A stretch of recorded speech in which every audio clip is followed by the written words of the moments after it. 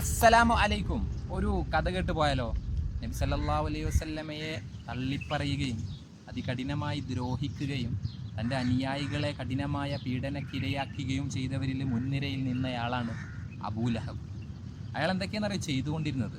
നബി സല്ലല്ലാഹു അലൈഹി വസല്ലമയുടെ നമസ്കാരവേളയിൽ ഒട്ടകത്തിൻ്റെ കുടൽമാല ശരീരത്തിൽ അണിയുക, ഭക്ഷണം പാകം ചെയ്യുമ്പോൾ പാത്രത്തിൽ ചളി വാരിയെറിയുക.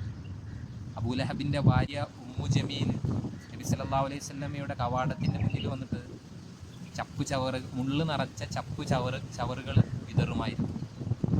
നബി സല്ലല്ലാഹു അലൈഹി വസല്ലമയുടെ 2 പെൺകുട്ടികളെ അബൂലഹബിൻ്റെ മക്കൾക്ക് വിവാഹം ചെയ്തു കൊടുത്തിട്ടുണ്ടായിരുന്നു. അബൂലഹബ് നിർബന്ധിച്ചിട്ട് അവരെ കൊണ്ട് തൻ്റെ ആൺമക്കളെ കൊണ്ട് മൊഴി ചൊല്ലിപ്പിച്ചു.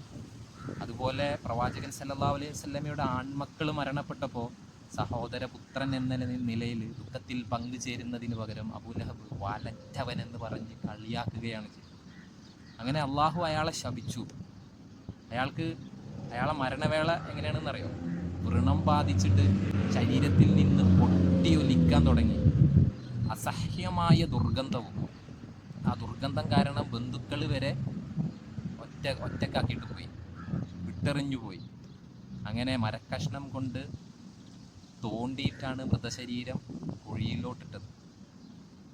അന്ന് തൊട്ട് ഇന്നോളം വരെയുള്ള സജ്ജനങ്ങളായിട്ടുള്ള സത്യവിശ്വാസികൾ ശാപവാക്കുകൾ ചൊല്ലിക്കൊണ്ടേയിരിക്കുകയാണ്. എങ്ങനെ?